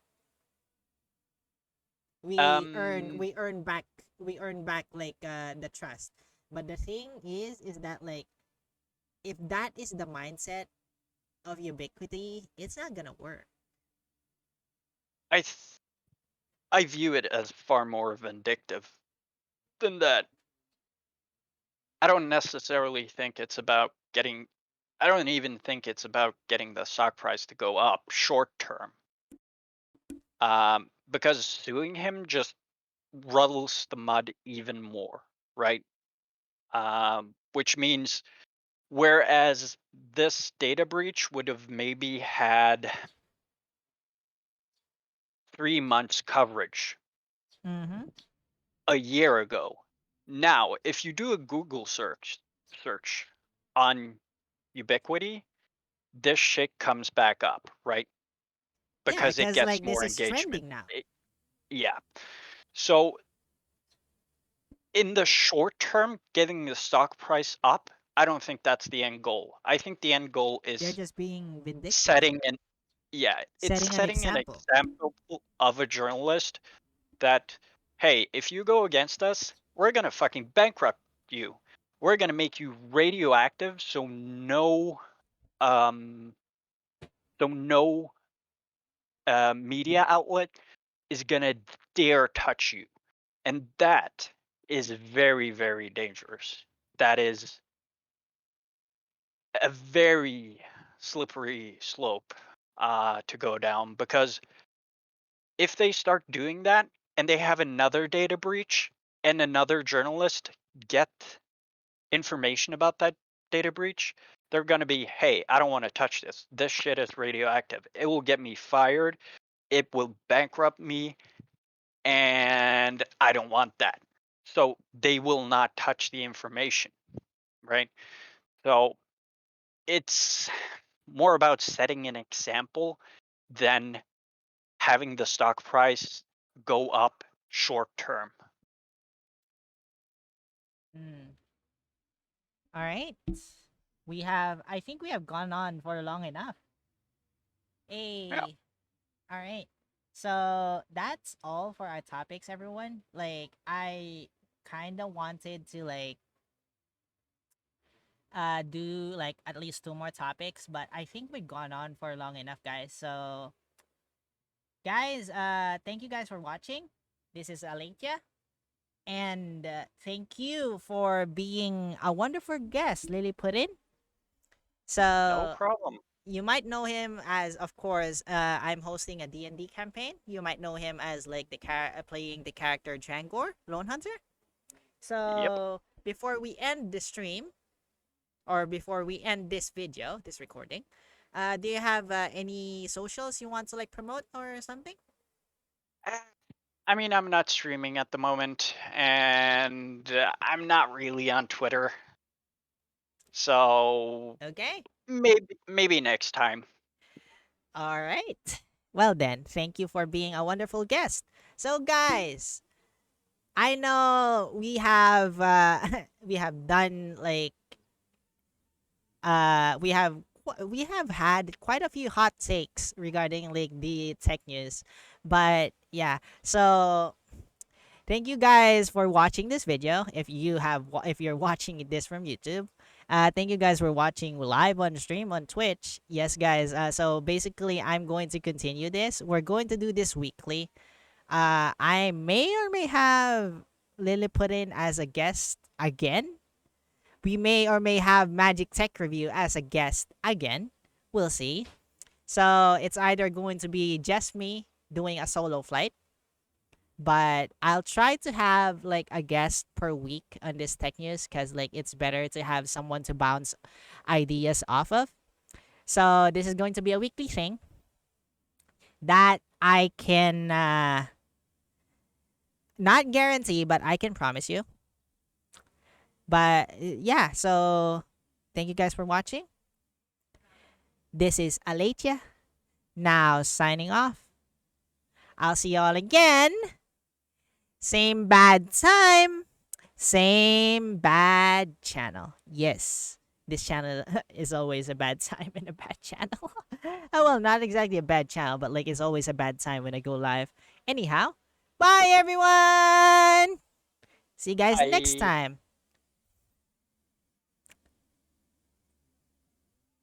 That was a lot of different shit. Yes, and recording hasn't ended yet. Oh, Anyway, you're editing that one out.